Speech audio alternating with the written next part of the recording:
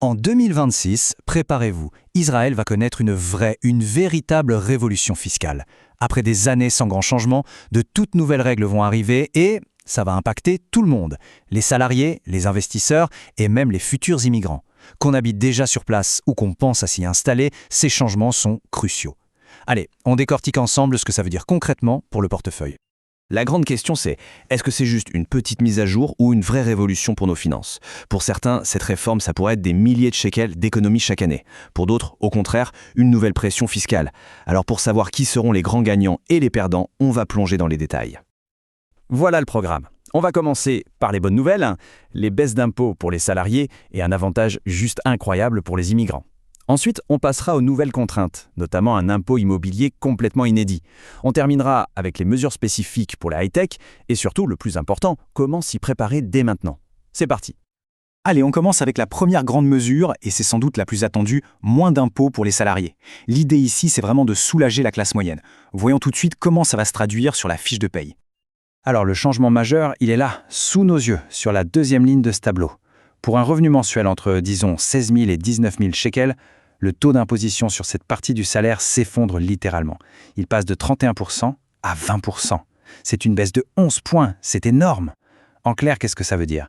Ça veut dire que la tranche à 20% est bien plus large qu'avant, et ça va directement profiter au salaire de la classe moyenne. Pour que ce soit encore plus parlant, prenons un exemple très concret. Quelqu'un qui gagne 19 000 shekels par mois. En 2025, cette personne payait 3 229 shekels d'impôt chaque mois. Eh bien, avec la nouvelle réforme, en 2026, cet impôt passe à 2 916 shekels. C'est une économie qu'on voit directement chaque mois sur sa fiche de paie. Et si on calcule sur une année complète, cette petite économie mensuelle de 313 shekels, eh bien, elle se transforme en un gain de 3 756 shekels. C'est vraiment le chiffre à retenir pour ce groupe de salariés. Un avantage financier net, tangible. On passe maintenant à ce qui est peut-être la mesure la plus spectaculaire, la plus folle de toute cette réforme.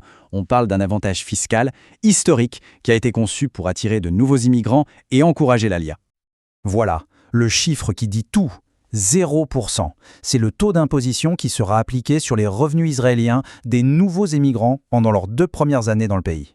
C'est du jamais vu.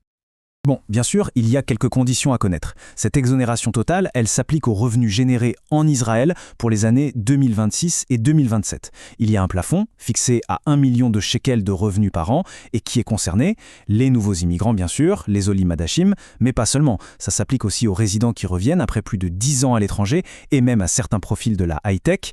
Et le point vraiment crucial, c'est que cet avantage s'ajoute, il vient en plus des exonérations qui existent déjà sur les revenus étrangers.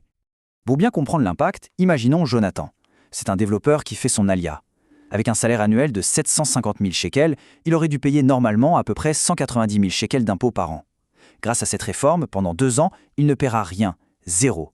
L'économie totale pour lui, c'est plus de 380 000 shekels. C'est une somme qui peut complètement changer la donne quand on s'installe dans un nouveau pays.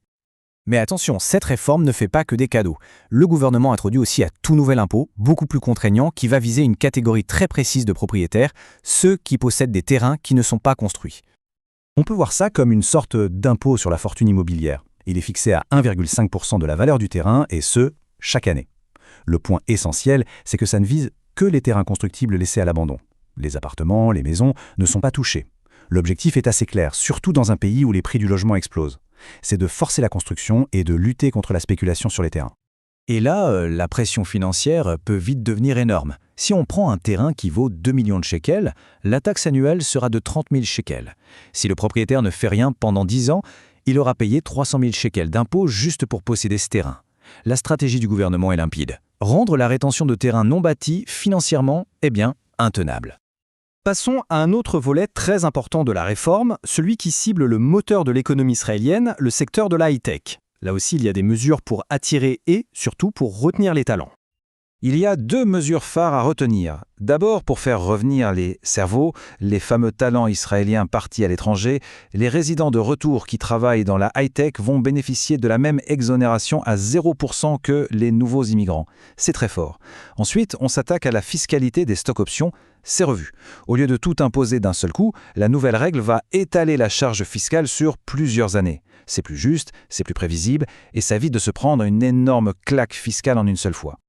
Bon, face à tous ces bouleversements, Une seule question se pose. Comment est-ce qu'on s'y prépare? Parce qu'il est absolument essentiel d'anticiper. Voici donc quelques actions concrètes à envisager avant même que la réforme n'entre en vigueur. La clé du jeu, c'est l'anticipation. Première chose, simuler. Utiliser des calculateurs en ligne pour voir précisément l'impact chiffré sur son propre salaire. Deuxièmement, pour les propriétaires de terrain, c'est urgent. Il faut évaluer des options. Vendre, construire, parce que ne rien faire, ça va coûter très cher. Troisièmement, si c'est possible, essayer d'anticiper certains revenus variables, comme des bonus, sur la fin 2025 pour éviter les nouvelles règles. Quatrièmement, pour tous ceux qui envisagent une alia ou un retour en Israël, il faut consulter un expert fiscal avant d'arriver, pour bien structurer ses finances. Et enfin, pour les employés de la high-tech avec des stocks options, une consultation est indispensable pour bien comprendre le nouveau calcul. Pour conclure, cette réforme de 2026, c'est vraiment une arme à double tranchant. D'un côté, il y a des allègements fiscaux très concrets et des opportunités qu'on peut qualifier d'historiques. De l'autre, de nouvelles contraintes, une pression fiscale accrue sur certains. La question, finalement, ce n'est pas de savoir si c'est une bonne ou une mauvaise réforme, c'est plutôt comment en tirer le meilleur parti. Et la réponse, elle dépendra entièrement de la capacité de chacun à planifier et à s'adapter, dès maintenant.